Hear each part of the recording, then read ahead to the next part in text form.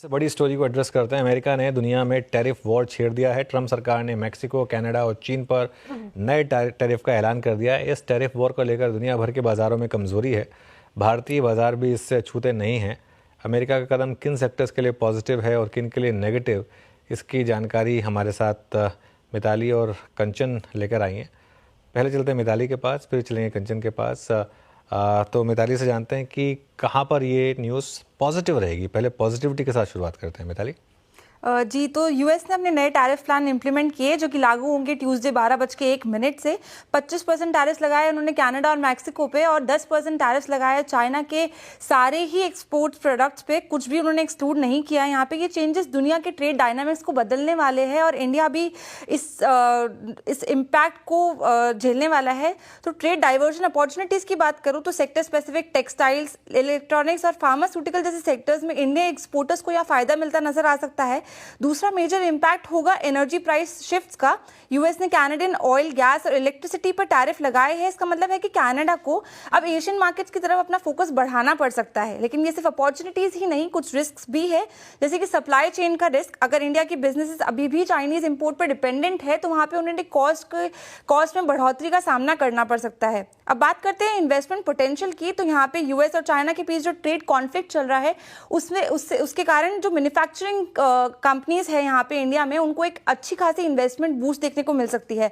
साथ ही global trade disruptions की बात करें तो इम्पैक्ट करेंसी और इन्फ्लेशन पे भी देखने को मिल सकता है। रुपए की स्टेबिलिटी को लेकर कंसर्न्स बढ़ते नजर आ सकते हैं और इन्फ्लेशन लेवल्स पर भी हमें इंक्रीमेंट देखने को मिल सकता है। इन सब के बीच एक स्पेसिफिक सेक्टर जो कि आज लाइमलाइट में रहा है वो एक केमिकल सेक्टर। 3 पर्टिकुलर स्टॉक्स की मैं बात करना चाहूंगी, यूपीएल, जुबिलेंट इंग्रेविया और पीआई इंडस्ट्रीज की।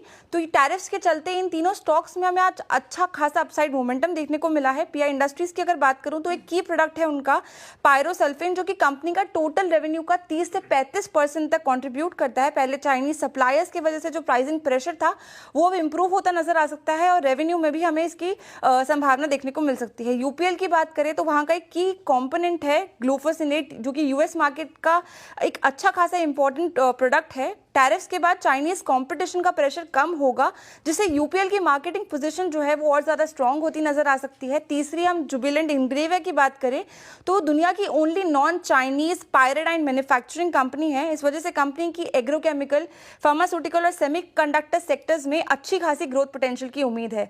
लेकिन जैसे कि ग्रोथ अपॉर्चुनिटीज है, हमें साथ साथ इन लाइन रखना होगा रिस्क का भी, जो कि इन टैरिफ्स के चलते इंडिया को फेस करना पड़ सकता है।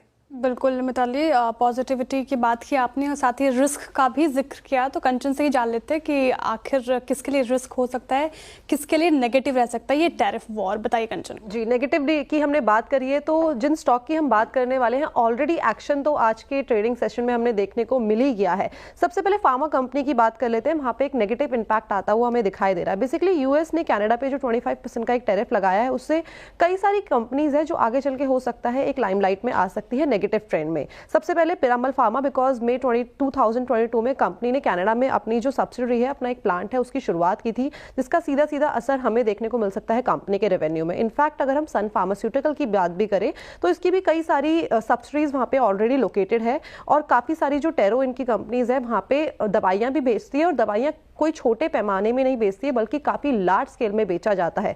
तो ये इम्पैक्ट भी हमें देखने को मिल सकता है। जुबिलेंट फार्मोवा का वो एक अच्छा खासा नुकसान देखने को मिल सकता है, बिकॉज मॉन्ट्रियल कनाडा में इनकी एक सब्सिडरी कंपनी है और काफी लार्ज पैमाने में यहाँ पे कामकाज करती है।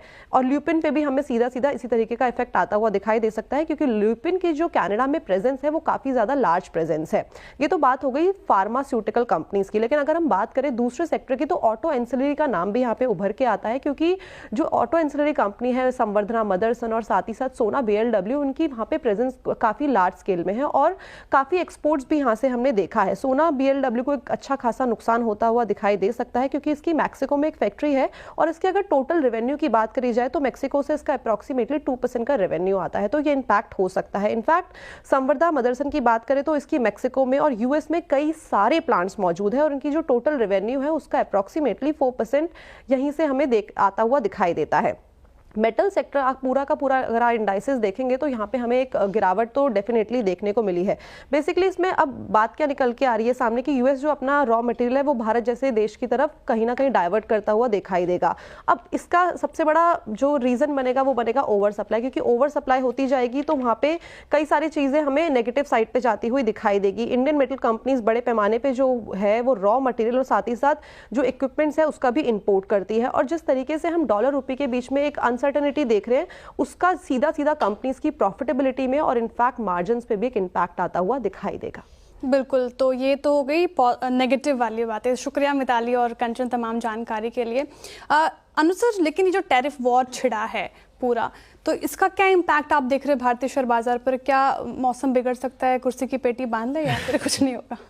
नहीं, देखिए हो सकता है इवेंचुअली हमारे लिए बेनिफिशियल हो, क्योंकि टैरिफ देखिए अगर तो ट्रम्प साहब ने भारत पर नहीं लगाया, अब तक तो नहीं लगाया, बाकी उनका कोई भरोसा तो है नहीं, उनके दिमाग में क्या चल रहा है शायद वही जानते हैं, वो भी नहीं जानते शायद। तो वो अगर भारत पे नहीं लगाएं तो ये इवेंचुअली पॉजिटिव होगा इंडिया के लिए। और आज तो देखिए सारे बाजार गिरे हैं तो इसके लिए हमारे बाजार भी गिर गए, लेकिन हमारे बाजार उतने नहीं गिरे जितने बाकी बाजार गिरे हैं।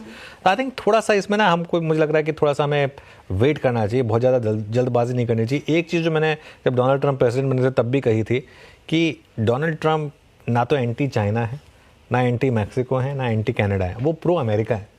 उनके दिमाग में वो कर रहे हैं जो अमेरिका के लिए बेनिफिशियल है। उससे अगर किसी और कंट्री को नुकसान होता है तो हो, लेकिन अब तक एटलीस्ट इंडिया पे टैरिफ नहीं आया। तो आई थिंक मैं उसको थोड़ा सा पॉजिटिवली ले रहा हूँ। अब तक उन्होंने भारत को निशाने पे डाला है, पासिंग में एक दो बार उन्होंने जरूर कहा था, लेकिन उसका कोई अब तक एक्शन तो नहीं आया है, तो उसको पॉजिटिवली